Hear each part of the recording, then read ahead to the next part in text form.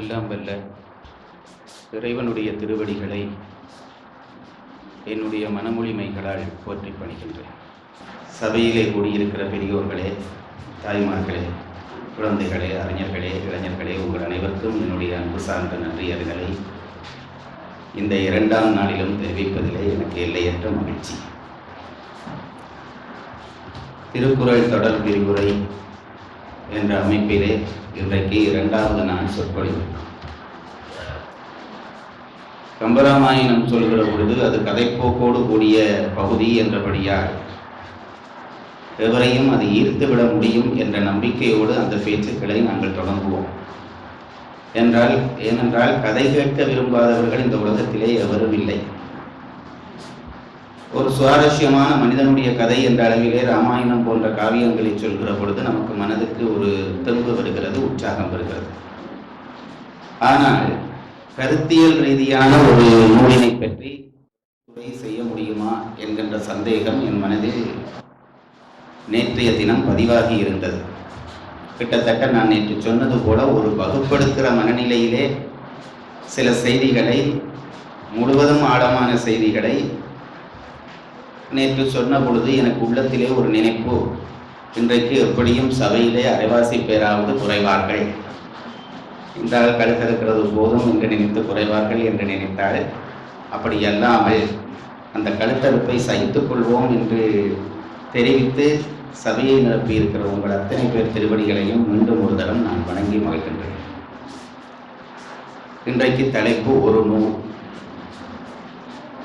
நேற்றைய தினம் ஒரு தர்மம் என்று பேசினேன்.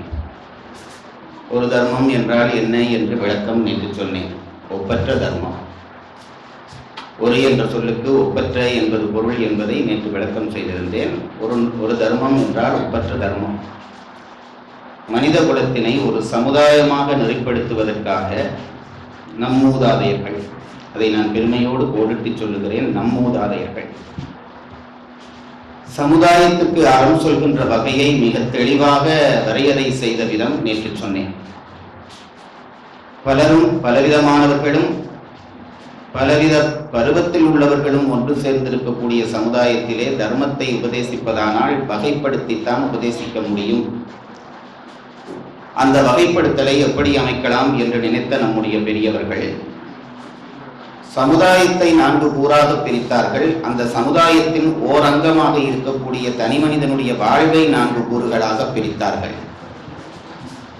அந்த 4 கூறுகளையும், தனிமனித வாழ்வுக்கூறு 4னையும் சமுதாய வாழ்வுக்கூறு 4னையும் அடிப்படையாக வைத்துக் கொண்டு ஒரு தனிமனித தர்மத்தை அவர்கள் சொல்ல தலைப்பட்டார்கள். இதுதான் தர்மம் வகுப்பதற்கான முதல் வழிநிலையாக நம்முடைய இனத்தினாலே உலகத்திற்கு கொடுக்கப்பட்ட ஒரு கொடை. சமுதாய பிரிவு உற்பத்தியாளன், விநியோகஸ்தன், நிர்வாகி, கல்வியாளன் என்கின்ற 4 பகுதிகளாக விரியும் என்று சொன்னேன்.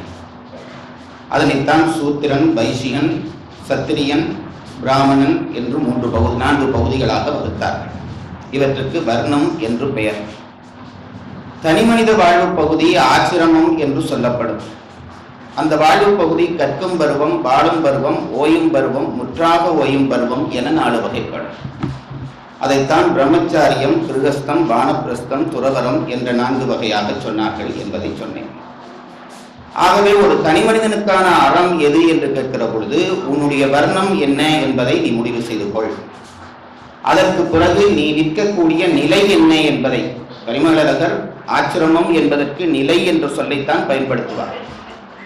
ஆகவே நீ உன்னுடைய வாழ்க்கையிலே உன் பருவம் என்ன என்பதை முடிவு செய்து கொள், உன் வர்ணம் என்ன என்பதை முடிவு செய்து கொள். அந்த 2க்குமான அறம்தான் உனக்கு சொல்லப்பட்ட அறம். நீ பிராமணனாக இருந்தால் அந்த பிராமண குலத்திற்கான சில சம்பிரதாயங்கள் அல்லது சில சட்டங்கள் உண்டு.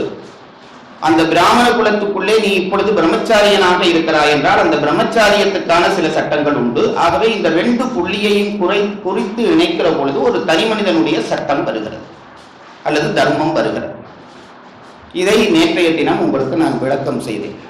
அதை ஓரளவு பெற்றவர்கள் விளங்கிக் கொண்டார்கள் என்று எனக்கு தெரியப்படுத்தினார்கள். அது பெரிய மகிழ்ச்சி. ஏனென்றால் அடிப்படை இந்த தர்மங்கள் எங்கு ஆரம்பிக்கிறது என்று வேர் தெரியாமல் நான் நூலுக்குள்ளே போக முடியாது. இது என்னுடைய அபிப்பிராயம். எங்கே இருந்து திருவள்ளுவர் திடீரென நம் சமுதாயத்துக்குள்ளே புகுந்து அறத்தை நமக்கு உபதேசித்தவர் அல்ல. அதை நன்றாக நினைத்துக் கொள்ளுங்கள். அவருக்கு முன்பே அறம் என்ற செய்தி நம் சமுதாயத்துக்குள்ளே பதிவாகி கொண்டு வந்திருக்கிறது. ஆகவே அப்படி பதிவான செய்தியை திருவள்ளுவர் என்ன செய்தார், எப்படி அவருடைய நூல் இந்த அடிப்படையிலே இருந்து புறப்படுகிறது என்பதை நாம் விளங்கிக் கொள்ள வேண்டும் என்பதற்காகத்தான் வர்ணாசிரம தர்மம் என்கின்ற அந்த தர்மத்தை நேற்று ஓர் தர்மம் என்ற தலைப்பிலே நான் எடுத்துச் சொன்னேன். நேற்று வெளியிலே நான் வந்த பிறகு பாலஸ்ரீதரன் அவர்கள் என்னை கேட்டார்கள், நீங்கள் என்னதான் சொன்னாலும் இந்த வர்ணாசிரம தர்மம் தானே நம்முடைய சமுதாயத்தின் சாதி வேறுபாடுகளுக்கு அடிப்படை, அது அப்படி ஒரு நிலை உண்டாகினதா இல்லையா என்று கேட்டார்கள். அது உண்மை, அதை நான் மறுக்க மாட்டேன். எப்பொழுதும் நான் சொல்லுகிறேன், ஒரு உயர்ந்த விஷயத்துக்கான ஒரு முயற்சி நடக்கிற பொழுது அந்த முயற்சியை கொச்சைப்படுத்துவதற்கென்று உலகத்திலே கொஞ்சம் பேர் இருப்பார்கள். அது அன்றும் இருந்தார்கள், இன்றும் இருக்கிறார்கள், என்றும் இருப்பார்கள். மனிதர்களுக்கு இருக்கக்கூடிய ஒரு தனி இயல்பு, எந்த உயர்ந்த பொருளும் நம்மோடு சேர்ந்து விட்டால் அது பழுதாகிவிடும். அதில் நாங்கள் ஒரு ரொம்ப கட்டிக்காரன். என்னுடைய ஆசிரியர் சொல்வார், கூட்டத்துக்கு வருகிற பொழுது வாசனையாக பவுடர் பூசிக்கொண்டு வருகிறோம், கூட்டம் முடிந்து போய் தேய்த்து பார்த்தால் அது ஊத்தையாக உருளும். வாசனை பவுடர் நம்மோடு சேர்ந்ததாலே ஊத்தையாகி போய்விட்டது. அதுபோல நல்ல வாசனையான அல்வாவை வாய்க்குள்ளே போடுகிறோம், நம்மை விட்டு போகிற பொழுது அதனுடைய நிலை என்ன என்று நான் சபையிலே சொல்லக்கூடாது. நம்மோடு சேர்ந்தவைகளை அழுக்காக்குவது என்பது நம்முடைய மனித பலவீனம். அப்படி நம் பலவீனத்தால் விளைந்த விளைவுகளை உயர் தர்மங்களிலே ஏற்றக்கூடாது என்பதுதான் என் கருத்து. வர்ணாசிரம தர்மம் என்ற அமைப்பு தோன்றியது ஒட்டுமொத்த சமுதாயத்தையும் அறநிலைப்படுத்துவதற்காகவே அன்றி சாதி பிரிவுகளை உருவாக்குவதற்கு அல்ல. ஆனால் நம் கீழ்மையால் நாம் என்ன செய்து கொண்டோம் என்றால் சாதி பிரிவுகளை நாங்கள் உருவாக்கி கொண்டோம். ஒன்றை நான் சொல்லுகிறேன், இந்த சாதி பிரிவுகள் உண்டானதன் காரணமாக வர்ணாசிரமம் தான் அதற்கு மூலம் என்று சொல்லி அதை நீங்கள் ஒதுக்குவதானால் இந்த உலகத்திலே எந்த ஒரு உயர் தர்மத்தையும் நீங்கள் தனித்து ஏற்றுக்கொள்ள முடியாது. ஏனென்றால் மிக உயர்ந்த லட்சியத்தோடு தோன்றிய தர்மங்கள் எல்லாம் பின்னாளிலே மனிதர்களாலே அதை கடைபிடிக்கிறேன் என்று சொன்ன மனிதர்களாலே கொச்சைப்படுத்தப்பட்டிருக்கிறது. மார்க்சியம் உட்பட சொல்லுகிறேன். தோற்றியவர்களுடைய எண்ணக்கரு மிக உயர்வாகத்தான் இருந்தது. பின்பற்றியவர்கள், நடைமுறையிலே பின்பற்றியவர்கள் தங்கள் கீழ்மைகளை அதிலே புகுத்தி தம்மை அந்த கொள்கைக்குரியவர்களாக அடையாளப்படுத்தி பிறகு தம்முடைய கீழ்மையை அந்த கொள்கைக்குள்ளே புகுத்திய காரணத்தினாலே இவர்கள் கீழ்மை கொள்கையின் கீழ்மையாக பார்க்கப்பட்டது. அத்தகைய அவலம்தான் இந்த வர்ணாசிரம தர்மத்திற்கு ஏற்பட்டது என்பதை மறந்து போகாது. நான் நேற்று தெளிவாக சொன்னேன் என்னவென்றால், இந்த 4 பிரிவுகள் இருக்கிறதே சமுதாயத்தினுடைய அடிப்படை பிரிவுகள். எந்த சமுதாயத்திலும் இந்த பிரிவு இல்லாமல் இல்லை. அது மட்டும் இல்லை, நான் ஒன்றை குறித்து சொல்ல விரும்புகிற விஷயம் என்னவென்று கேட்டால், அந்த 4 பிரிவு இன்றைக்கும் சமுதாயத்தில் இருக்கிறது மட்டுமல்ல, வர்ணாசிரம தர்மத்திலே சமுதாயத்தை 4 பிரிவுகளாக பிரித்து ஒவ்வொரு வர்ணத்துக்கும் சில இயல்புகள் சொன்னார்களே, அந்த இயல்பு கூட இன்றைக்கும் இருக்கிறது. அதுதான் ஆச்சரியம்.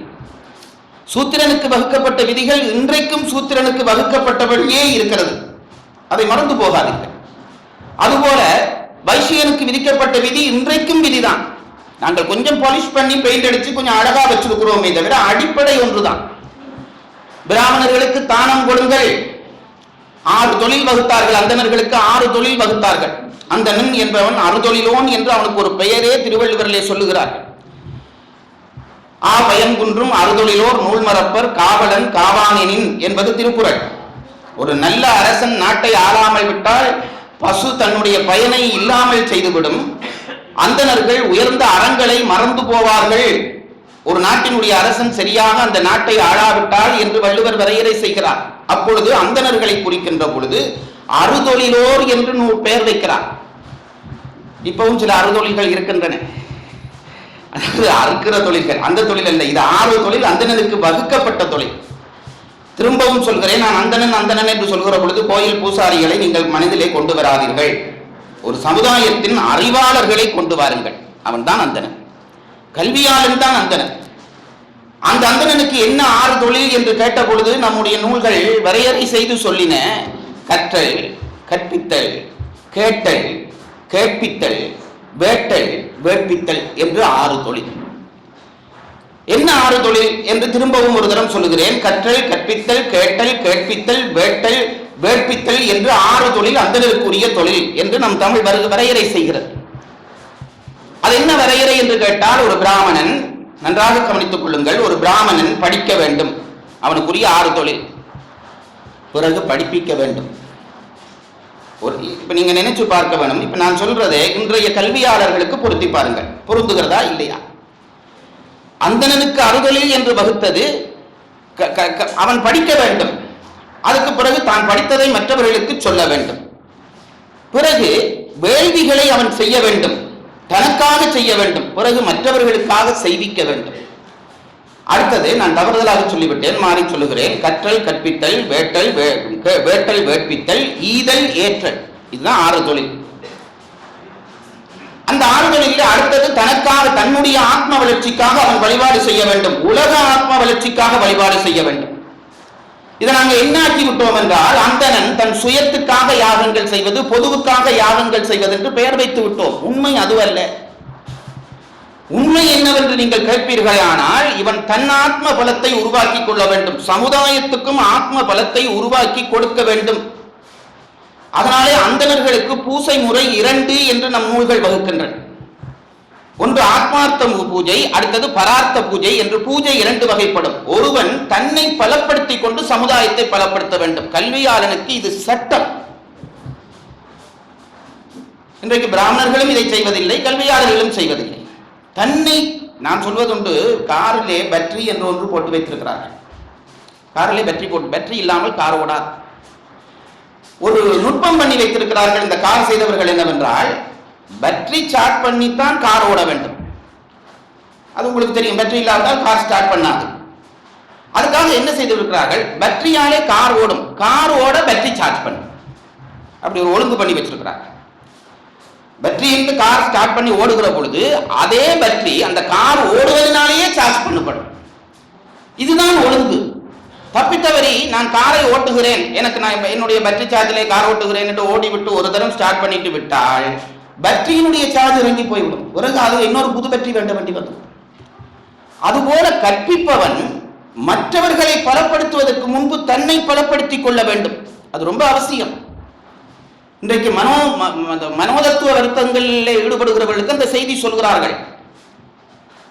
நோயாளிகளை காணுகிறவர்கள் தான் பலசாலியாக இருந்து நோயாளியை கையாள வேண்டும், இல்லாவிட்டால் இவன் நோயாளியாய் போவான்.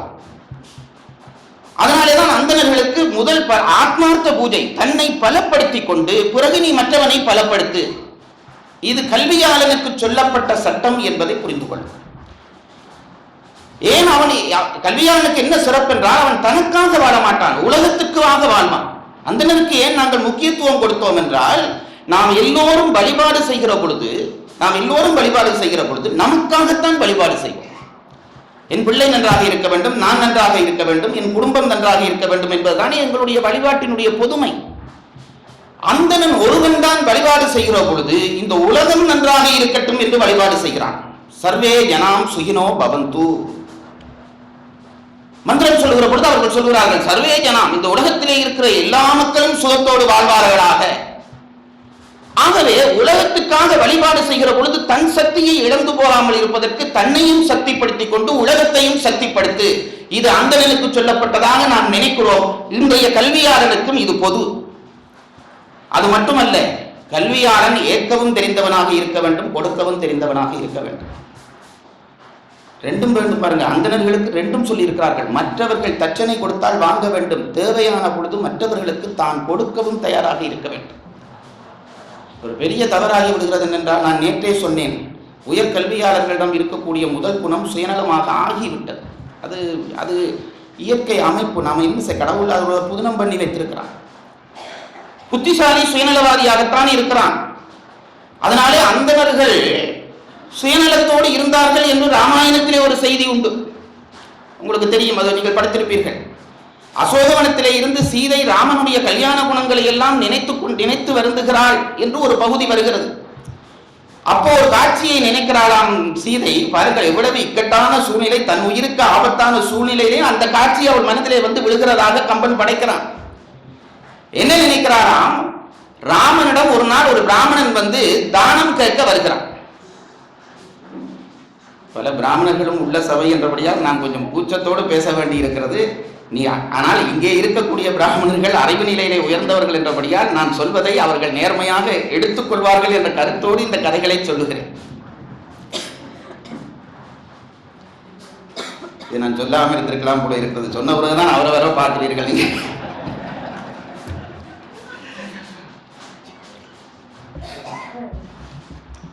அப்போ இந்த பிராமணன் வந்து ராமனிடம் வந்து தானம் கொடு என்று கேட்கிறான். இவனுக்கோ ஆசைக்கு அளவில்லை. நான் எப்பொழுதும் சொல்லுகிறேன், கல்வியாளன் சுயநலவாதியாக இருந்தால் அந்த சமுதாயம் சீர்கெட்டுவிடும்.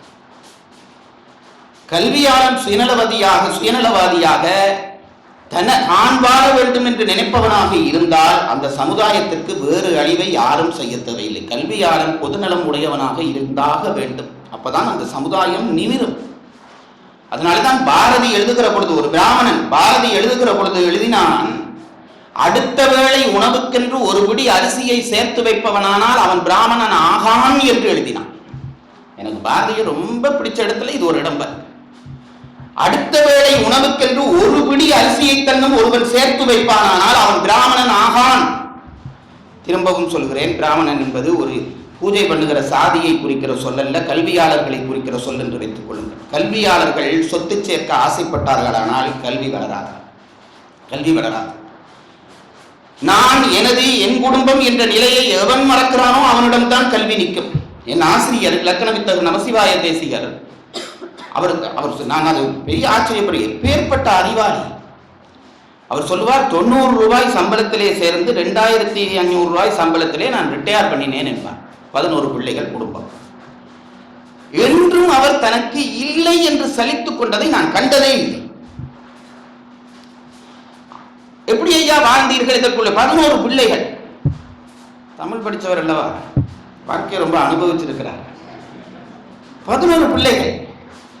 என்ன செய்வீர்கள் என்று கேட்டால், சம்பளத்தை கொண்டு என் மனைவியிடம் கொடுப்பேன், அவள் அதற்குள்ளே குடும்பம் நடத்துவாள்.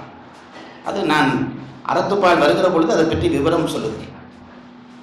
இதுக்குள்ளே தான் வாழ்ந்தார்கள். பெரிய வசதி இல்லை. 2 வேட்டி வைத்திருந்தார்.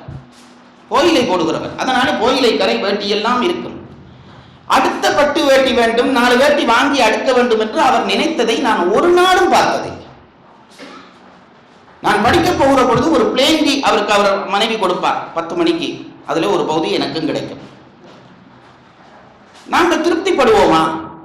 பிளேண்டி போதுமா நமக்கு? அதுல மில்க் டீ வேணும், மில்க் ஷேக் வேணும், அதுக்கு தொண்டு கொள்றதுக்கு நமக்கு அந்த சாப்பாடு வேணும், இந்த சாப்பாடு வேணும். இதுல மெனக்கெடுகிறவனுக்கு கல்விக்கும் அவனுக்கும் தொடர்பு இல்லை. இன்றைக்கு கல்வியாளர்கள் உலகியல் ஈடுபாட்டிலேயும் உலகியல் விருப்பத்தையும் காட்டத்தானே முயற்சித்துக் கொண்டிருக்கிறோம். காரில் வர வேண்டும், நமக்கு ஒரு சொத்து இருக்க வேண்டும், தங்க சங்கிலி மோதிரம் காப்பு போட வேண்டும், இவன் சொன்னா தானே உலகம் கேட்குது. ஔவையார் சலித்து போய் சொன்ன ஒரு பாடல் உண்டு. சலித்து போய் ஔவையார் சொல்கிறார், விரகர் இருவர் புகழ்ந்திடவே வேண்டும், விரல் நிறைய மோதிரங்கள் வேண்டும், அரையதனில் பஞ்சேனும் பட்டேனும் வேண்டும், அவர் கவிதை நன்றேனும் தீரேனும் நன்று என்றார். டேய், ஒரு செட்டப்போட போடா சபைக்கு போகிற பொழுது. ஔவையார் சொல்லுகிற முறை, ஒரு செட்டப்போட போவிட்டால் உன்னை இந்த உலகம் மதியாது.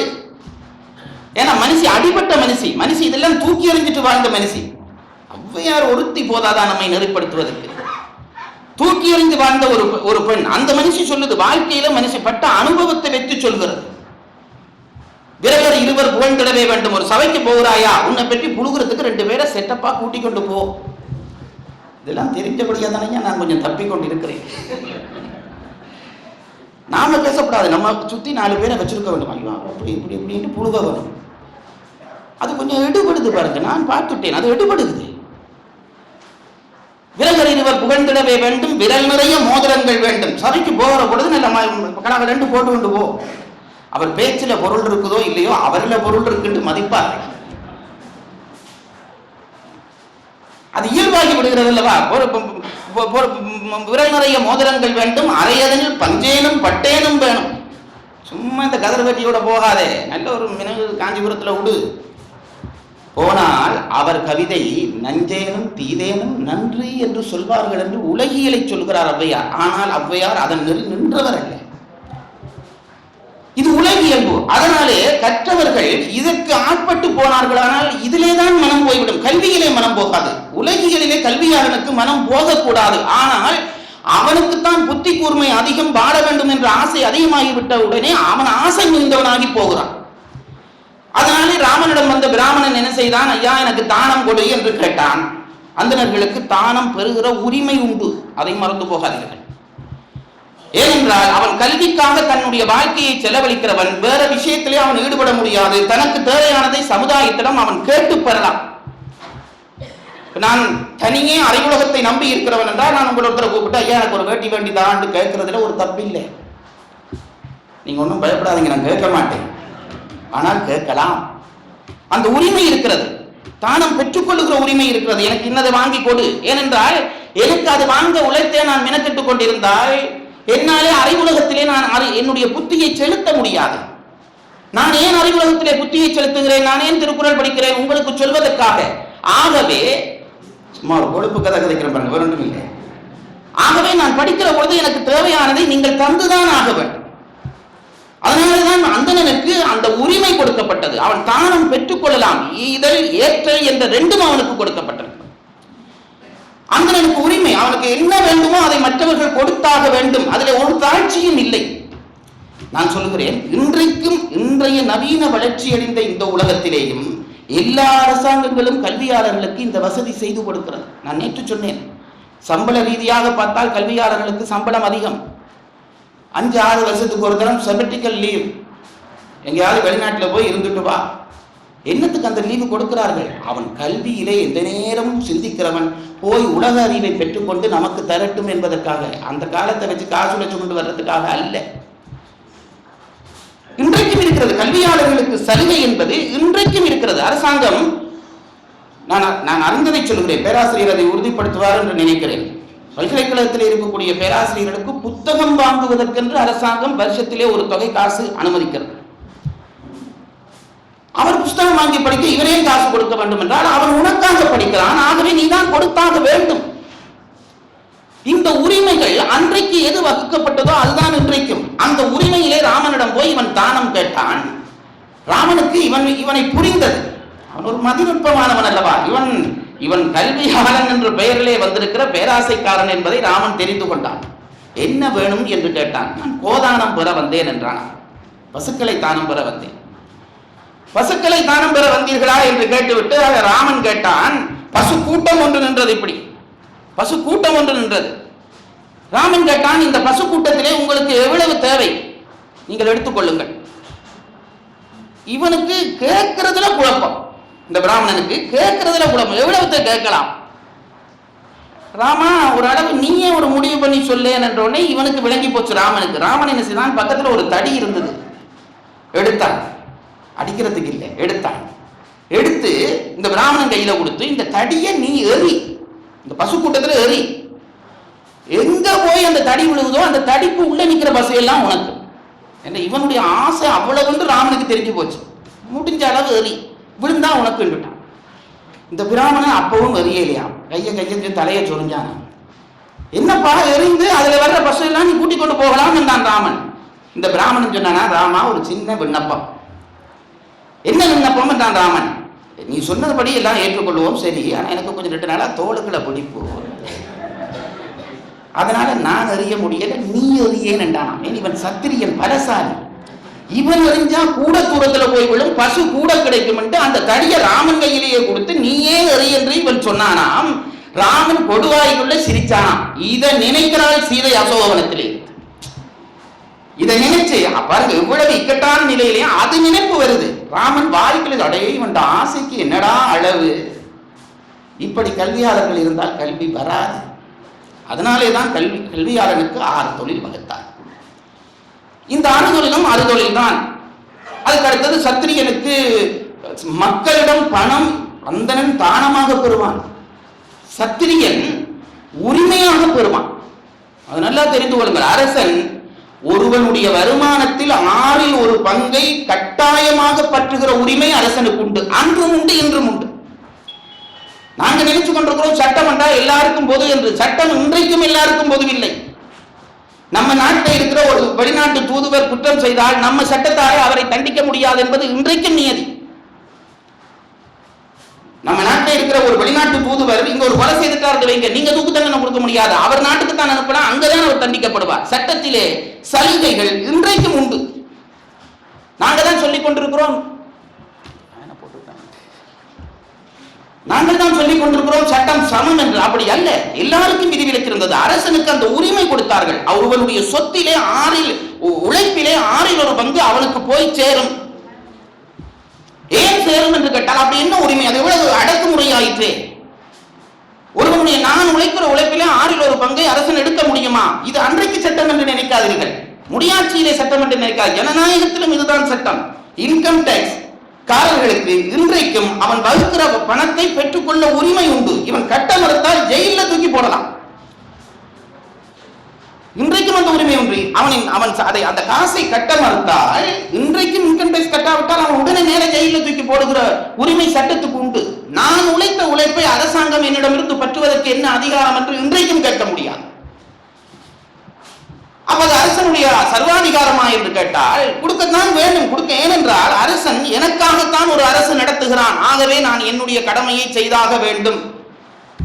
ஒழுங்காக இன்கம் டேக்ஸ் கட்டுகிறவர்கள் பெருமைப்படுவார்களாக. ஆனா அப்படி யாராவது இருக்கிறார்களா என்று எனக்கு தெரியவில்லை. அவர்களை காப்பாற்றுறதுக்கு கொஞ்சம் பேர் இருக்கிறார்கள். எனக்கு தெரிஞ்ச ஒரு அம்மாவும் இருக்கிறார்கள். ஏனென்றால் நாங்கள் சலுகைகளை எதிர்பார்க்கிறோம், கடமைகளை செய்கிறோம். பெரியாஸ்பத்திரியில் போய் ஒரு மருந்தை எனக்கு தரவில்லை அல்லது ஒரு பிள்ளையான மருந்தை ஊற்றி ஒருத்தன் செத்துட்டானடா பேப்பர்ல பெரிய செய்தி போட்டு எல்லாருமா சண்டை பிடிக்கிறோம். இன்றைக்கும் எனக்கு டயபெட்டிஸ் இருக்கிறது, அரசாங்கம் தான் எனக்கு மருந்து தந்து கொண்டிருக்கிறது. இப்படி எத்தனை பேர் இந்த மருந்து வாங்கி கொண்டிருக்கிறார்கள். அப்ப இவர்கள் எல்லாருடைய வசதியையும் செய்து கொடுப்பதற்கு அரசுக்கு பணம் தேவை. அந்த பணத்தை நீ தந்தாக வேண்டும். தரமாட்டாய் என்று தெரிந்தால் உன்னிடம் அவன் பறிக்கலாம். அன்றைக்கும் அது சட்டம், இன்றைக்கும் அது சட்டம். இந்த அடிப்படையிலே எங்கே தவறுகள் தொடங்கின என்றால் அதை மட்டும் தெரிந்து கொள்ளுங்கள். அதை சொல்லிவிட்டு நான் இன்றைய தலைப்புக்குள்ளே நுழைகிறேன். இந்த அடிப்படையிலே எங்கே இருந்தன என்றால், இப்ப இந்த சத்திரியன் பிராமணன் இருக்கிறானே, கல்வியாளன், நிர்வாகி, அங்கதான் பிரச்சனை ஆரம்பிச்சு. இந்த உயர் சாதியில தான் பிரச்சனை என்று சொல்லிக் கொண்டிருக்கிறோமே, அங்கதான் பிரச்சனை ஆரம்பிச்சு. என்ன பிரச்சனை ஆரம்பித்து என்றால், இவன் இந்த சத்திரியன் இருக்கிறானே, சத்திரியன் கல்வியாளன் சமுதாயத்திலே சில விஷயங்களை அவன் தன் ஆற்றலாலே உருவாக்குகிறான். ஒரு கல்வியாளன் ஒரு கண்டுபிடிப்பை கண்டுபிடிக்கிற பொழுது அது சமுதாயத்துக்கு போய் சேருகிற பொழுது அது அவனுடைய கொடை. அது நீங்க ஒன்றும் பண்ண முடியாது, ஒருத்தர் நினைச்சாலும் செய்ய முடியாது. இவன் புத்தியிலே இருந்து விளைந்த விளைவு, அந்த விளைவை சமுதாயத்துக்கு அவன் கொடுக்கிறான். அதுபோல ஒரு அரசன் தன்னுடைய ஆற்றலினாலே ஒரு சமுதாயத்தை நிலைநிறுத்தி அதனுடைய வருமானத்தை ஒன்று திரட்டி பொருளை திரட்டுகிறான். இது அரசனுக்கும் அந்தனனுக்கும் உள்ள ஒரு சக்தி. என்ன ஆயிற்று என்று கேட்டால், சுயநலம் உள்ளவர்கள் அந்த சீட்டுக்கு வந்த உடனே என்ன ஆயிற்று என்று கேட்டால், என்னாலே விளைந்த விளைவு இந்த விளைவு. கல்வியாளன் அப்படி நினைக்க தலைப்பட்டான். என்னாலே விளைந்த விளைவு, என்னாலே வந்த வசதி, இத்தகைய வசதிகளை நான் அல்லவா உண்டாக்கினேன், அதை என் பிள்ளைதான் அனுபவிக்க வேண்டும் என்கிற நினைப்பு இருக்கிறதே, இது இங்கேதான் நீங்கள் சொன்ன அந்த சட்டப்பிழை வர ஆரம்பித்தது. நான் உண்டாக்கிய கல்வியினுடைய பயனை அது யார், அடுத்த தலைமுறைக்கு அது யார் என்று கேட்கிற பொழுது கல்வியாளன் என்ன நினைத்தான், என் பிள்ளை அதை அனுபவிக்க வேண்டும் என்று ஆசைப்பட்டான். ஆக அங்கதான் சாதி என்கின்ற அமைப்பு உருவாயிற்று.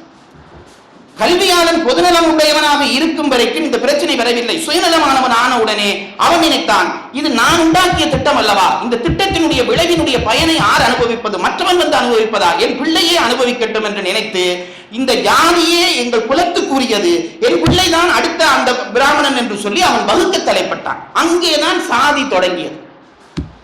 நீங்கள் இதை பிராமணன்ல மட்டும் ஏத்தாதீர்கள், எல்லா சாதியும் இதைத்தான் செய்யும். இனி இன்றைக்கு தலைப்பு ஒரு நூல். நான் இதை இவ்வளவு தூரம் விரிவாக சொல்வதற்கு காரணம், இந்த அடிப்படை புரிந்தால்தான் திருக்குறளுடைய நேர்மை புரியும்.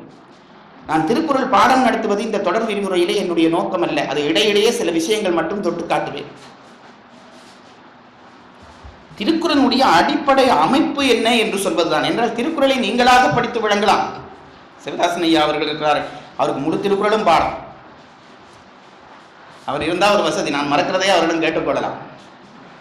ஆகவே திருக்குறளை சொல்வது எனக்கு நோக்கமல்ல, இதனுடைய அடிப்படை என்ன என்பதை விளங்கப்படுத்துவது தான் இந்த சொற்பொழிவை நான் பயன்படுத்துகிறேன். அதை மீண்டும் தெளிவுற சொல்லிக்கொள்ள விரும்புகிறேன்.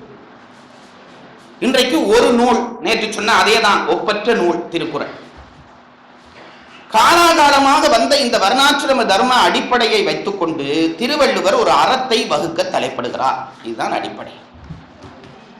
நூல் என்ற வார்த்தைக்கு அர்த்தம் பேசினவர்கள் யாரோ சொன்னார்கள். நூல் என்றால் அதை ஏன் அதுக்கு பெயர் வைத்தார்கள்? புத்தகத்துக்கு நூல் என்று ஏன் பெயர் என்றதற்கு இலக்கண நூலாசிரியர்கள் ஒரு அர்த்தம் சொல்கிறார்கள்.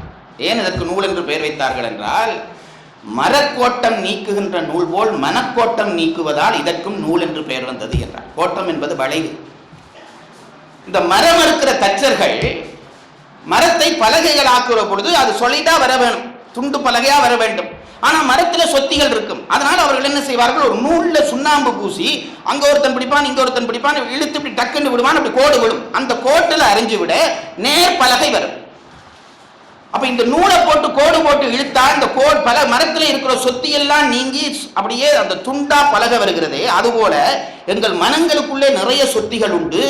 இந்த நூலை பிடிச்சு அடிச்சு விட்டால் இந்த சொத்திகள் நீங்கி சுகமான ஒரு மனநிலை வரும். அதற்காகத்தான் இதற்கும் நூல் என்று பெயர் வைத்தார்கள் என்று இலக்கண ஆசிரியர்கள் சொல்கிறார். நமக்கு மனக்கோட்டம் நீக்கிய நூல்கள் பல, அதிலே ஒப்பற்ற நூல் திருக்குறள். அதை மறந்து போகாது. ஒப்பற்ற நூல் என்று சொல்லையே நாங்கள் இப்பொழுது சாதாரணமாக நாங்கள் சொற்களுக்கு பொருள் இல்லாமல் பயன்படுத்தி கொண்டு வந்துட்டோம். ஒப்பற்ற என்றால் அதற்கு நிகராக ஒன்று, சொல்ல முடியாத ஒன்று என்று அதற்கு அர்த்தம். இப்ப நாங்க சும்மா சொன்னோம், அவர் ஒரு ஒப்பற்ற பேச்சாளர். அவர் சேர்ந்த ஒப்பற்ற பேச்சாளராக இருந்தாலும் ஒப்பற்ற பேச்சாளர் என்கிறோம். ஏன் சொல்லுகிறோம் என்றால், நாங்கள் சும்மா அவரை புகழ்வதற்கு பயன்படுத்தி விட்டோம் அந்த வார்த்தையை. ஒப்பற்ற என்றால் அதற்கு நிகர் சொல்ல இன்னொன்று இருக்கக்கூடாது. ஒப்பு அற்ற. திருக்குறளை ஒப்பற்ற நூல் என்று சொல்ல திருக்குறளுக்கு மட்டும்தான் அந்த தகுதி இருக்கிறது. ஏனென்றால் அந்த தகுதி என்னவென்று கேட்டால், உலகம் முழுவதையும் திருவள்ளுவர் தனக்குள்ளே அடக்கி காட்டினார். இது கொஞ்சம் டூப்பு விடுறாரு. அது என்ன, உலகம் முழுவதையும் ஒரு நூலுக்குள்ளே அடக்கலாமா? எங்கள் ஊரில் பண்டிதர் ஒருவர் இருந்தார் யாழ்ப்பாணத்திலே. அவர் எப்பவும் இந்த வார்த்தையை சொல்லுவார், திருக்குறளுக்குள்ளே இல்லாதது இல்லை என்று. எப்பவும் அவர் ஒரு புகழ், அவர் திருக்குறள் பைத்தியம். அதனாலே சொல்லுகிற பொழுது சொல்வார், திருக்குறளிலே இல்லாதது ஒன்றும் இல்லை என்று எப்பொழுதும் சொல்வார். இது அங்கிருந்த இன்னொருத்தருக்கு ஒரு புரஸ்காரர் இருந்தார், நான் பெயர்கள் சொல்லவில்லை. அவருக்கு இவரை கண்டாலே எரிச்சல். ஏன்னா இவர் எடுத்ததுக்கெல்லாம் திருக்குறள் சொல்ல தொடங்கிடுவார். ஒரு நாள் இந்த பிரஸ்ல புத்தகம் படிக்க இந்த பண்டிதர் வந்தார். உட்காரம் போட்டார் அந்த பிரஸ்காரர். அவர் உட்கார்ந்தார். அந்த கதனையில ஏதோ பழுது இருந்தது, படாரண்டு புரிஞ்சு கீழே விழுந்துட்டார். இந்த பிரஸ்காரருக்கு சந்தோஷம், இவர் கழுத்த இருக்கிறவருக்கு இப்படியாவது ஒரு தண்டனை கிடைச்சதேன்னு நினைச்சு விழுந்தோன்னு இந்த ஆள் கேட்டது பாருங்க, இதுக்கும் ஏதாவது திருக்குறள் இருக்குதோ. ஏன்னா அந்த திருக்குறளை நெடுக சொன்னோன்னே இந்த ஆளுக்கு அது எரிச்சல். இவர் எல்லாத்துக்கும் திருக்குறள் சொல்றவர், கதிரையால பொத்தொண்டு இவர் விழுந்து போனார், இதுக்கும் திருக்குறள் இருக்குதோன்னு கேட்டாருங்க. அந்த ஆள் பாருங்க, அந்த ஆள் மகா கட்டிக்கிறேன். நான் அன்றைக்கு தான் அந்த ஆளுடைய ஆற்றலை பார்த்துட்டு வச்சேன். விழுந்து கிடந்து எழும்பி கொண்டு சொல்றாரு, ஓ திருக்குறள் இருக்குது, பீலிபை சாகாடும் அச்சுறும் அப்பண்டம் சால மிகுத்து பையன்னுட்டார். என்ன அர்த்தம்டா, மயிலிறகையும் அளவுக்கு அதிகமாக ஏற்றினால் ஒரு வண்டியினுடைய அச்சை அது முறிக்கும் என்று ஒரு திருக்குறள் கிடக்குது. அதான் ஐயா இப்ப நடந்தது. நான் இந்த கதிரைக்கு பொருத்தம் இல்லாதவன் உட்கார்ந்து விட்டேன் என்கிறான். இது ஒரு கட்டித்தனம். நான் நல்லாலும் அந்த ஆளுக்கு அந்த நேரம் அதுக்கு பொருத்தமான ஒரு குறள் தெரிஞ்சிட்டது. இல்லாவிட்டா குறள்ல இல்லை என்று விடுவார்கள். குறளிலே எல்லா பொருளும் இருக்கிறது என்றால் சில பேர் கேட்பான், ஆட்டுக்கள் இருக்கோ குறள்லேன்னுவான். எல்லா பொருளும், பொருள் என்பது இங்கே இந்த வெளி தூள பொருள்கள் அல்ல, கருத்து பொருள்கள் எல்லாமே உண்டு. பொருள் இரண்டு வகைப்படும். ஒன்று தூள பொருள்கள், நாம் காட்சிக்கு காணுகிற பொருள்கள். காட்சி பொருள்களை சொல்லவில்லை. திருக்குறளுக்குள்ளே எல்லாம் இருக்கிறது என்று கேட்டால் கருத்து பொருள் எல்லாம் திருக்குறளுக்குள்ளே உண்டு. இதுதான் அந்த ஒரு நூலினுடைய சிறப்பு. நாங்கள் செய்த பெரிய தவறு, நம் தலைமுறை செய்த பெரிய தவறு, திருக்குறளை நான் சொல்றேன் பாருங்க, திருக்குறள் ஒரு பாவி, திருவள்ளுவர் ஒரு பாவி. அந்த ஆள் மட்டும் வெள்ளக்காரனுக்குள்ள பிறந்திருந்தா இன்றைக்கு அவருக்கு எங்க இருந்திருப்பார் சொல்லுங்க பார்ப்போம். தெரியாம நம்மகிட்ட வந்து அந்த ஆள் அகப்பட்டு போச்சு. அதனால நாங்க என்ன செய்தோம், நான் சும்மா சொல்றேன் பாருங்க, திருக்குறளை நாங்க என்ன ஆக்கி விட்டோம் என்று கேட்டால், நாம் செய்த ஒரு பெரும் தவறு. திருக்குறளை என்ன செய்து விட்டோம் என்று கேட்டால், திருக்குறளை தமிழ் நூலாக ஆக்கிவிட்டோம். நான் சொல்றது உங்களுக்கு புரியுது? இது என்ன ஒரு புதுக்கதை சொல்றார், திருக்குறள் தமிழ் நூல் தானே நீங்கள் கேட்பீர்கள். இல்லை, தமிழ் பாடம் படிப்பதற்குரிய ஒரு நூல் என்று திருக்குறளை நாங்கள் ஆக்கிவிட்டோம். நாம் செய்த பெரிய தவறு. இன்றைக்கு போய் ஒரு நூலகத்திலே, ஒரு லைப்ரரிக்கு போய் திருக்குறள் எங்க இருக்கிறது என்று கேளுங்கள். என்ன சொல்கிறார்கள்? எங்க சொல்கிறார்கள்? இந்த தமிழ் செக்ஷனுக்குள்ள போய் பாருங்கள். அதுவும் தமிழ் செக்ஷன் சொல்லலாம், தமிழ் செக்ஷனுக்குள்ள போய் பாருங்கள். என்றால் நாங்கள் எங்க வைக்கிறோம் திருக்குறளை? நாங்கள் அது ஆக்கப்பட்ட மொழி நோக்கி பாகுபடுத்தினோமே தவிர அது சொன்ன பொருள் நோக்கி பாகுபடுத்தவில்லை.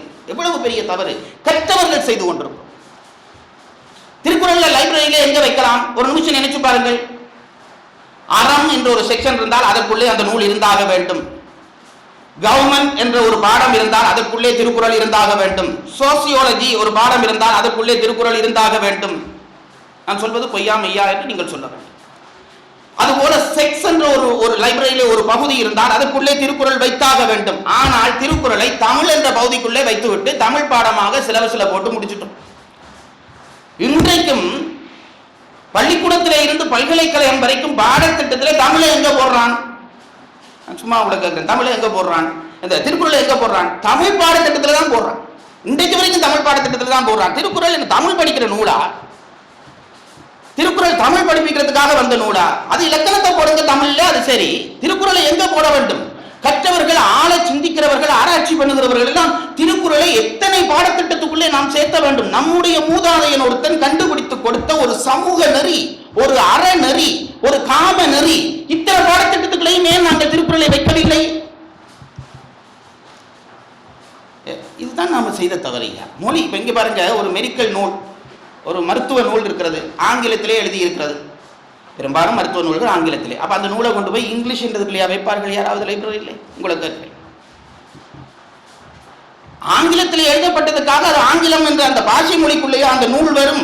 அந்த நூல் சொல்லப்பட்ட விஷயம் கொண்டல்லவா அந்த நூலை நாம் பிரித்திருக்க வேண்டும். இன்றைக்கும் நாங்கள் என்ன செய்து கொண்டிருக்கிறோம் என்றால், அது தமிழிலே படைக்கப்பட்டபடியால் அது தமிழ் பாடத்துக்குரிய நூல் என்று கற்றவர்கள் அதை ஒதுக்கி வைத்திருக்கிறார்கள். மேற்கு நாட்டிலே இருந்திருந்தால் இந்த நான் சொன்ன அத்தனை பாடத்துக்கும் அது பாடநூலாக இருந்திருக்கும். அதை நாங்கள் செய்யவில்லை. திருக்குறளிலே இருக்கிற நுட்பம் என்னவென்று கேட்டால், நான் சொன்னேனே, இந்த மனு தர்மத்தை நம்முடைய வாழ்க்கை நடைமுறைக்கு பொருத்தமாக ஆக்கி தந்ததுதான் திருவள்ளுவர் செய்த வேலை. இந்த ஒரு நூல் செய்த வேலையை நான் உங்களுக்கு சுலபமாக சொல்வதானால் இவ்வளவுதான்.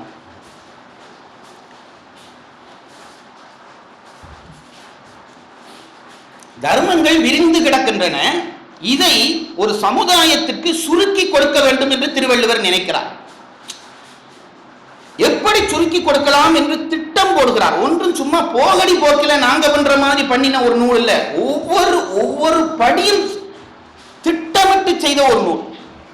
அதை மறந்து போகாது. ஒவ்வொரு வரியிலையும் திருவள்ளுவர் திட்டமிடுகிறார். எப்படி இந்த நூலை செய்தார் என்பது தெரிந்து போனாலே திருவள்ளுவருடைய ஆழம் தெரியும். இந்த உலகத்திலே இறைவனுடைய படைப்பாக நாம் எத்தனையோ பேர் இருக்கிறோம். ஜீவன்கள், எத்தனையோ ஜீவன்கள் இருக்கின்றன. அதிலே மனிதர்களுக்கு தனிச்சிறப்பு உண்டு. அது மனிதர்களானபடியால் நாங்கள் அப்படி சொல்லிக் கொண்டிருக்கிறோம் என்று நீங்கள் நினைப்பீர்கள். அப்படி அல்ல. மனிதனுக்கு தனிச்சிறப்பு உண்டு. என்னவென்று கேட்டால், உயிர்களை 6 பகுதிகளாக நம் மூதாதையர்கள் பிரிக்கிறார்கள். 6 பகுதிகளாக பிரிக்கிறார்கள். அது உங்களுக்கு தெரியும். ஓரறிவுடையது, ஈரறிவுடையது, 3 அறிவுடையது, 4 அறிவுடையது, 5 அறிவுடையது, 6 அறிவுடையது. 6 அறிவு பொருள்களாக இந்த உலகத்தை படைக்கிறார். அது இன்னும் ஓரறிவுள்ள ஜீவன். எல்லாரையும் கேட்டா தெளிவா சொல்றான். நீ யாரப்பான்னு? நான் 6 அறிவுள்ள மனுஷன்ன்றான். இது சொல்லிக்கொள்ள எல்லாருக்கும் தான் ஆசை. இந்த 6 அறிவு என்றால் என்னவென்றே பல பேருக்கு தெரியவில்லை. 6 அறிவு உள்ளவனுக்கு, 6 அறிவு உள்ளவனுக்கு, 6 அறிவு உள்ளவன் நீ எப்படிப்பட்டாங்க? 6 அறிவு உள்ள மனுஷன். அது என்ன 6 அறிவு என்று கேட்டால் கண பேருக்கு தெரியவில்லை. அது என்ன 5 அறிவு, 4 அறிவு, 3 அறிவு என்றால் வேறு ஒன்றும் இல்லை. இறைவன் அறிவை பெறுவதற்கு நம் உடம்பிலே சில கருவிகளை பூட்டி இருக்கிறான். நாம் அறிவை உட்கொள்வதற்கு இறைவன் இந்த உடம்பு என்கின்ற ஒன்றை தந்து அதிலே அறிவை பெறுவதற்கு கருவிகளை பூட்டி விட்டிருக்கிறான். அதற்கு கரணம் என்று தமிழ் வடமொழியிலே பெயர். உடம்பை படைத்து அதற்குள்ளே கருவிகள். அதை கம்ப்யூட்டர் படிச்சாயா இந்த உலக இறைவனுடைய அற்புதம் தெரிந்துவிடும். நான் ஒன்றும் படிச்சுட்டு சொல்லல, அறிஞ்சிட்டு சொல்றேன். வேற ஒன்றும் இல்லை. ஹார்ட்வேர் சாஃப்ட்வேர் தான். இறைவன் படைத்த அமைப்பு அதுதான். உடம்பு, உள், உயிர் செயல்பாடு ரெண்டும் இதுதான். கொஞ்சம் விளங்கிட்டா தத்துவம் முழுவதும் விளங்கிடும். கம்ப்யூட்டர் படிக்கிறவன் தத்துவம் படிச்சா அவனுக்கு முழுவதும் விளங்கும். நான் அந்த அனுபவம் சொல்லுகிறேன். இப்போ இறைவன் இந்த உடம்பை படைத்து அந்த உடம்பின் ஊடாக உயிர் அறிவு வருவதற்கு இந்த உடம்பிலே கருவிகள் பூட்டியிருக்கிறான். அந்த கருவிகள் 5. என்ன கருவி என்றால் மெய், வாய், கண், மூக்கு, செவி. நான் சொல்றேன், இந்த 5ஐயும் ஃபுல்லா அடைச்சிருந்தோ ஏதாவது ஒரு அறிவாவது நமக்கு வருமா? நாங்க நினைச்சு கொண்டிருக்கிறோம் புத்திதான் அறிவு என்று நினைக்கிறோம். புத்தி சேகரிக்கிற பொருளை தவிர அறிவை கொடுப்பது இந்த 5 கருவிகள் தான். மெய், வாய், கண், மூக்கு, செவி என்கின்ற 5 வருகிற செய்திகள் தான் புத்தியிலே போய் தேங்கி அறிவாகிறது. அப்போ இந்த ஓரறிவு ஈரறிவு என்று எப்படி பிரித்தோம் என்று கேட்டால் வேறு ஒன்றும் இல்லை. எப்படி பிரித்தோம் என்று கேட்டால் வேறு ஒன்றும் இல்லை. சில உடம்புகளிலே இந்த 5 ஒரே ஒரு கருவி மட்டும்தான் இருக்கும். அப்படி இருந்தால் அது ஓரறிவு. அது நல்ல நுட்பமா புரிந்து கொள்ள வேண்டும். உயிர் என்றால் நீங்கள் மனிதன் மட்டும் உயிர் என்று நினையாதீர்கள், தாவரங்களும் உயிர்கள் தான். ஓரறிவுள்ள உயிர் எது என்று கேட்டால் தாவரம். தாவரத்துக்கு உடம்பு மட்டும்தான் இருக்கிறது, அதுக்கு மற்ற உறுப்புகள் இல்லை, உடம்பு மட்டும் இருக்கிறது. அதனாலே தாவரத்துக்கு தொடுகை உணர்ச்சி உண்டு. நாங்க சில பேரை மரம் போல என்று சொல்றோமே, சில மரம் நம்மோட கோவிக்கும். இப்படி சொன்னா என்னப்பா மரம் போல நிக்கிறா? மரம் கோவிக்கும். எனக்கு தொடுகை உணர்ச்சி உண்டு, அவனுக்கு அதுவும் கிடையாது, நீ ஏன் அவனை போய் எனக்கு உதாரணமா சொல்லுகிறேன்? சில பேர் அப்படி இருக்கிறான் பாருங்க, தொட்டாலும் விளங்காதவன் இருக்கிறான். பஸ்ஸுக்குள்ள நீங்க ஏறி பாருங்க, தெளிவா தெரியும். தள்ளுங்கொண்டா தள்ளான், இடிச்சு தள்ளினா தான் தள்ளுவான். ஆகவே தொடுகை உணர்ச்சியும் இல்லாதவன் நானே இருக்கிறான். நாங்க முக்கால் அறிவு, காலறிவு, அறிவு எல்லாம் இருக்கு. அவங்க பாவம் பெருந்தன்மையா அதுகள் எல்லாம் கணக்கு பண்ணி ஓரறிவு, ஆக குறைந்த அறிவு ஓரறிவு. என்னென்றால் தொடுகை உணர்ச்சி, புலனுணர்ச்சி. மரத்துக்கு தொடுகை உணர்ச்சி உண்டு, அது நல்லா தெரியவன். நம்மள இருக்கிற சில பலகீனங்கள் பாருங்க. சில பேருக்கு ஒரு பழக்கமே இருக்கிறது, ரோட்டுக்கரையா போனா சில பேரை நான் பார்த்துருக்கிறேன், அதுல இருக்கிற எல்லா மரத்திலும் ஒரு இலை புடுங்கி போட்டு கொண்டு போவோம். என்ன லூசோ எனக்கு தெரியல. இதுல வேற பக்தின்ற பேர்ல கூட இது நடக்கும். இது அநியாயம். நல்லூர்ல கோயில் வீதிக்குள்ள, யாழ்ப்பாணத்துள்ள ஒரு மாமரம் இருக்கிறது. குளத்துக்கு பக்கத்திலே, உள்ளுக்கு தீர்த்தக்காணிக்கு பக்கத்திலே ஒரு மாமரத்தை வச்சுட்டாங்க. ஆரோ ஒருத்தன் சுத்தி கும்பிட்டு வர்ற போது ஒரு நாள் அந்த இலையை பிடுங்கினான். ஒரு இலையை பிடுங்கி கண்ணில் ஒத்தி, அவனுக்கு பக்தியான், மாமரத்து இலையை பிடிக்கி கண்ணில் ஒத்தினான். கொஞ்சம் தூரம் கொண்டு போனான், கீழே போட்டுட்டு போயிட்டான்.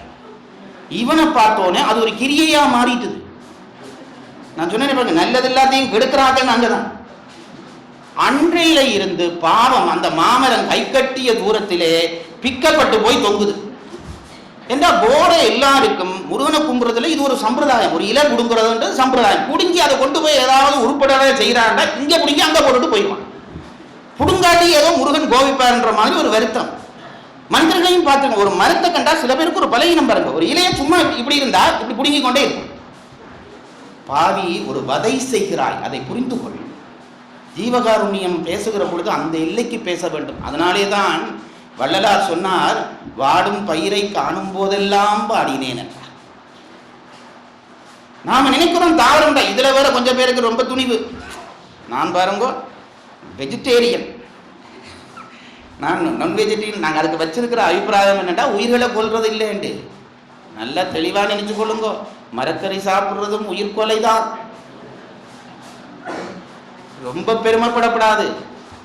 அப்படியே கீரையை முறிச்சு எடுத்து கொண்டு வச்சு பாருங்க, அது அப்படியே ஐம்புலனும் சோர்ந்து போய் இலைய தொங்க விடுதே, கொல்லாமலா தின்ற. அப்ப என்ன சொல்ற? அப்ப சைவமும் சாப்பிட வேணாம்ன்றியா? அது இன்னொரு தொடர் சொற்பில் அதுக்கு விளக்கம் சொல்றேன். இப்படி அது சொல்லி முடியாது, அது சொல்லுறேன். தாவரங்களுக்கு உணர்ச்சி உண்டு. அதுதான் அது ரொம்ப தெளிவா அதை நாம உணர்ந்து கொள்ள வேணும்ன்றே கடவுள் ஒரு தாவரத்தை படைச்சார். நாம் அதை உணர்ந்து கொள்வதற்காகவே கடவுள் ஒரு தாவரம் படைச்சிருக்கிறார். அதுக்கு என்ன பெயர் என்றால் தொட்டாச்சுருங்கின்னு ஒரு பெயர். தொடுகை உணர்ச்சி தாவரத்துக்கு உண்டு என்பதை நமக்கு உணர்த்துவதற்காக கடவுள் படைத்த ஒரு செடி. இப்படியே விரிச்சு கொண்டு நிற்கும் தலைமையில இப்படி தொட்டுட்டா அந்த காலத்து பெண்கள் போல உடனே சுருங்கி. இந்த கிண்டல் தானே உன்னை விட்டு போகாதுன்ற அம்மா யோசிக்கிறது புரியுது. அப்ப மரத்துக்கு ஒரு அறிவு, அதுக்கு தொடுகை உணர்ச்சி மட்டும்தான். இது போல வேற சில உயிர்களுக்கு ரெண்டு புலன் இருக்கு, இன்னும் சிலவற்றுக்கு 3. இப்ப எறும்பு இருக்குது பாருங்க, எறும்புக்கு கண் கிடையாது. எறும்புக்கு கண் கிடையாது. அப்ப என்னட்டு சீனி போத்தலுக்குள்ள சரியா போகுதுன்னு நீங்க யோசிப்பீங்க. வேற ஒன்றும் இல்லை, அதுக்கு மூக்கு என்ற புலன் உண்டு. அந்த புலனால தேடி போய் அங்க பிடிச்சிடும். இதுல என்ன நுட்பம் பாருங்க, அறிவு புலனிலே இல்லை, ஆன்மாவிலே தான் உண்டு. புலன்கள் குறைய குறைய, அது ரொம்ப நுட்பமான ஒரு விஷயம் சொல்கிறேன், புலன்கள் குறைய குறைய என்னாகும் என்று கேட்டால் அந்த புலன்களுடைய சக்தி அதிகரிக்கும். நான் உங்களை சும்மா கேட்கிறேன், இது நாள் வரைக்கும் பத்திரிகையில் ஆக்சிடென்ட் என்று படிக்கிறீங்க, கார் அடிச்சுதான் பஸ் அடிச்சுதான் படிக்கிறீங்க. நீங்க படிச்ச அந்த லிஸ்ட்டை ஒரு தடவை மனதுக்குள்ள தொகுத்து பாருங்க, அதுல குருடன் அடிபட்டதுக்கு எத்தனை படிச்சிருக்கிறீங்க? உண்மையிலே காரில் அடிபடுறா யார் அடிபட வேணும்? குருடன் தான் அடிபட வேணும். நீங்க இதனால் வரப்பட்டு படித்த செய்தியில ஒரு குருடனை கார் அடித்தது எங்க படிச்சிருக்கிறீர்கள்? நல்ல தெளிவான கண் பார்வை உள்ளவன், கண்ணாடி போட்டவன் தான் போய் பஸ்ல அடிபடுறான். குருடன் அடிபட்டதா வரலாறு இல்லை. ஏன் தெரியுமோ? அவனுக்கு கண் என்ற உறுப்பு இல்லாதபடியால் மற்றைய உறுப்புகள் கூர்மையாக இருக்கும். இங்க பாருங்க, இந்த போத்தல இருக்கிற தண்ணியை நான் 2 டம்ளர்ல நிரப்புறேன், ஃபுல் ஆயிடும். இதையே 5 டம்ளர்ல நிரப்பினா அரைகுறையா தான் இருக்கும். ஆன்மாவினுடைய அறிவை சில புலன்களில் செலுத்துகிற பொழுது அந்த புலன்கள் கூர்மைப்படுகிறது. இப்ப எறும்புக்கு என்ன ஆயிட்டுண்டா, சீனி போத்தலுக்கு அது சரியான பாதை எப்படி வகுத்து போகுதுண்டா, அது ஒரு பல்கலைக்கழகத்திலும் படிக்க இல்லை, அதுக்கு அந்த உணர்ச்சி அதிகம் இருக்கிறபடியா நேரா சீனி போத்தலுக்குள்ள போயிருது. அப்ப 3 உறுப்பு இருந்தால் 3 அறிவு, 4 உறுப்பு இருந்தால் 4 அறிவு, ரொம்ப நீட்டி வளர்க்கப்படாது. இப்போ நமக்கு அறிவு கருவி எத்தனை இருக்கிறது என்று சொன்னேன்? 5 இருக்கிறது என்று சொன்னேன். மெய், வாய், கண், மூக்கு, செவி. எவனுக்கும் ஆக கூடுதலா இருக்கக்கூடியது இந்த 5 தான். இப்ப நமக்கு எடுத்துக்கொள்வோம், நமக்கு இந்த உறுப்புகளிலே எத்தனை உறுப்பு இருக்கிறது என்றால், மெய் இருக்கிறது, வாய், கண், மூக்கு, செவி 5 இருக்கிறது. ஒவ்வொரு உறுப்பினாலே ஒவ்வொரு அறிவு வரும். அதுல வேற நுட்பம் இருக்கிறது. இப்போ காணுதல் என்பது கண்ணுக்குரியது என்று நாங்கள் நினைச்சு வச்சு கொண்டிருக்கிறோம். இல்லை, ஐம்புலனும் காணுகிறது. கண்ணாலே காண்பது காட்சி. இப்ப பாருங்க, மழை பெய்கிறது என்கிறேன், நான் கண்ணால கண்டேனா? மழையை காணவில்லை. சப்தம் எனக்கு சொல்லுகிறது மழை பெய்கிறது. இப்போ நான் மழை பெய்கிறதை எப்படி கண்டேன் என்றால் காதால் கண்டேன். உள்ளே வடை சுடுகிறார்கள். எப்படி தெரியுது என்றால் மூக்கால் கண்டுபிடித்தேன். நான் சொல்கிறது புரிகிறது அல்லவா? ஒவ்வொரு புலனும் ஒரு அறிவை நமக்கு பெற்றுத் தருகிற, எல்லா புலன்களும் காண்கின்றன. அப்போ இந்த 5 புலனாலே 5 அறிவை பெறுகிறோம். கேட்டல் அறிவு, பார்த்தல் அறிவு, சுவைத்தல் அறிவு, மனத்தல் அறிவு, தொடுதல் அறிவு, 5 அறிவு பெறுகிறோம். இப்போ நம்ம உடம்பிலே ஆக கூடுதலாக இருக்கிறது இந்த 5 உறுப்பு தான். அப்ப நாம எத்தனை அறிவுடையவர்கள்? இப்ப நீங்க சொல்லுங்க. ஓர் அறிவு உறுப்பு இருந்தால் ஓர் அறிவுடையவன், ஈரறிவு உறுப்புடையவன் ஈரறிவுடையவன். நமக்கு மேக்சிமம் மெய், வாய், கண், மூக்கு, செவி 5 உறுப்பு இருக்கிறது. ஆகவே நாங்க எத்தனை அறிவுடைய ஆக்களா இருக்க வேணும்? ஒருத்தருக்கு சொல்ல மனம் வருதில்லை, நாம 5 அறிவுடைய ஆக்கலான்னு ஒரு ரோசம் வருது.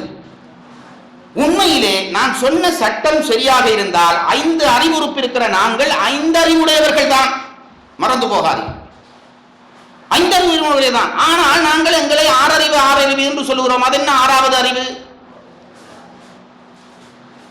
நான் சொல்கிறேன், அதை புரிந்து கொள்ளுங்கள். 5 அறிவு தான், நமக்கும் 5 அறிவு தான். ஒரு மாட்டுக்கும் மெய், வாய், கண், மூக்கு, செவி 5 இருக்கிறது.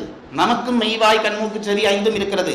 மாட்டுக்கும் 5 அறிவும் உண்டு, நமக்கும் 5 அறிவும் உண்டு. அப்ப மாட்டுக்கும் ஜெயராஜுக்கும் என்ன வித்தியாசம்? பெருசா ஒரு வித்தியாசம் இல்லைன்னு சொல்லிடாதீங்க. ஏதோ ஒரு வித்தியாசம் இருக்க வேண்டும். ஒரு மாடு இதுல இருந்து திருக்குறள் சொல்லுமா? நான் தானே சொல்லுகிறேன். அப்ப ஏதோ ஒரு வித்தியாசம் இருக்க வேண்டும். அந்த வித்தியாசம் என்னவென்று கேட்டால் 5 உறுப்பு தான் உண்டு. 5 உறுப்புகள் தூள உறுப்புகள், நாம காட்சியா காணுகிற உறுப்புகள். இறைவன் ஒரு அற்புதம் படைத்திருக்கிறான். காட்சிக்கு அகப்படாத சூக்கும உறுப்புகளையும் நமக்குள்ளே படைத்திருக்கிறான். சூக்குமம் என்ற சொல்ல சமயத்தில் பயன்படுத்தி நாங்கள் அதை ஏதோ பெரிய விஷயம் என்று வச்சுட்டோம். அதாவது காட்சிக்கு உட்படாத சில பொருள்களும் உண்டு. ஐயா, டிவி வந்த புதுசுல அம்மா மாதிரி என்ன செய்து, நீங்க போய் டிவியை போய் ஆன் பண்ணுட்டா சுவிட்சை அமர்த்தினீங்க, ஓஃப் பண்றா எழுப்பி போய் ஓஃப் பண்ணிட்டு வந்தீர்கள். இப்ப பின்னுக்கு டிவி வந்தோன்னா ரிமோட் வந்து விட்டது. அம்மா மாதிரி உடம்ப கிடம்ப அசைச்சிடப்படாண்டு, இல்லாட்டி அப்பா மாதிரி, ஏன்னா அம்மா மாதிரி தானே எல்லாரும் அசைச்சிடப்படாண்டு வெள்ளக்காரன் நமக்கு எடுக்கிறதுக்கு புதுசா கண்டுபிடிக்கிறான். இப்போ ரிமோட் வந்து விட்டது. நான் இங்கே இருந்து ரிமோட்டை அமர்த்துறேன், டிவி ஆஃப் ஆயிருக்கு. முந்தி நான் போய் தொட்டு அமர்த்த வேண்டி இருந்தது, இப்ப நான் தொட்டு அமர்த்தல, இங்க இருந்து ரிமோட் அமர்த்துகிறேன், டிவி ஆஃப் ஆகிறது. அப்ப என்ன நடந்தது? இடையிலே ஏதோ ஒரு செயல்பாடு நடந்ததா இல்லையா? முந்தி நான் தொட்டமர்த்திய வேலையை ஏதோ கண்ணுக்கு தெரியாத ஒரு சக்தி செய்கிறது. அந்த சக்திக்குத்தான் சூக்கும சக்தி என்று பெயர். இப்படி சொன்னால் தானே விளங்கு. சூக்குமம்னு சொல்லி வேறு ஏதாவது சொன்னால் எதுவும் பெரிய விஷயம் சொல்கிறான்னு நினைப்பீங்க. சாதாரண நடைமுறையில் சூக்கும கருவிகள் பயன்படுத்துகிறோமா இல்லையா? இங்கிருந்து வெளிக்கிற பொழுது இங்கே அமர்த்தினோன்னு அங்கே கார் ரெடியாக ஸ்டார்ட் பண்ணி குறுக்குறது. இப்போ சூக்கும கருவிகள் எத்தனை வந்து விட்டது. இறைவன் ஒரு சூக்கும கருவியை நமக்குள்ளே படித்தான். உடம்பிலே வெளியே பொருத்திய கருவிகள் 5: மெய், வாய், கண், மூக்கு, செவி. மனம் என்கின்ற சூக்கும கருவி ஒன்று நமக்குள்ளே உண்டு, ஒரு உறுப்பாக உண்டு. ஆனால் அதுக்கு உறுப்பு இல்லை. என்ன உறுப்பாக உண்டு, உறுப்பு இல்லை? அதாவது அது ஒரு உறுப்பு தான், ஆனால் அதற்கு ஒரு சொலிடா அதில் கை வச்சு வைத்தியம் செய்ய முடியாது. அதான் டாக்டர்ஸுக்குள்ள பெரிய டாக்டர் யாருன்றா மனோவைத்தியம் தான். மற்றவன் உறுப்பை பார்த்து வைத்தியம் செய்வான், மனோவைத்தியக்காரன் உணர்ந்துதான் செய்ய முடியும், அவன் பெரிய டாக்டர். இந்த மனம் என்கின்ற உறுப்பு இருக்கிறதே, அது எங்கே இருக்கிறது என்பதே ஒரு பெரிய ஆராய்ச்சி. மனம் இருக்கிறது ஒத்துக்கொள்வீர்கள் என்று நினைக்கிறேன். மனம் என்று ஒன்று இருக்கிறது. இப்ப கண் இதிலே இருக்கிறது, காது இதிலே இருக்கிறது, மூக்கு இதிலே இருக்கிறது சொல்லுகிறோம். மனம் எங்கே இருக்கிறது? எழுத்தாளர்கள் எல்லாம் நிறைய பேர் இருக்கிறார்கள், மனதை பற்றி நிறைய எழுதுகிறோம். அவன் மனதை பாதித்தான், என் மனதிலேயே அவள் வந்து பதிந்தாள் என்றெல்லாம் சொல்லுறான். மனதில் அவள் வந்து பதிகிறது இருக்கட்டும், முதல் மனம் எங்க பதிஞ்சிருக்கு சொல்லு. நல்ல காதலி மாதிரி இப்படி கேட்கவும், மனதில் நான் வந்து பதிகிறது என்று சொல்றியே, உங்க மனம் எங்க பதிஞ்சு கிடக்கு சொல்லு என்றால் கன பேருக்கு அதுவே தெரியல, மனம் எங்கே இருக்குன்னு தெரியவில்லை. பெரும்பான்மையினருடைய அபிப்பிராயம் இதயம் சார்ந்த பகுதிக்குள்ளே தான் மனம் என்ற உறுப்பு இருக்கிறதாக நினைக்கிறார். இதெல்லாம் ஒரு அனுமான பிரமாணம் தான். ஏன் சொல்லுகிறேன் என்றால், ஏதாவது ஒரு பெருமுணர்ச்சி பாதிச்சு விட்டால் எனக்கு மனமே சரியில்லை என்று எல்லாரும் இங்கதான் தடவுறான்.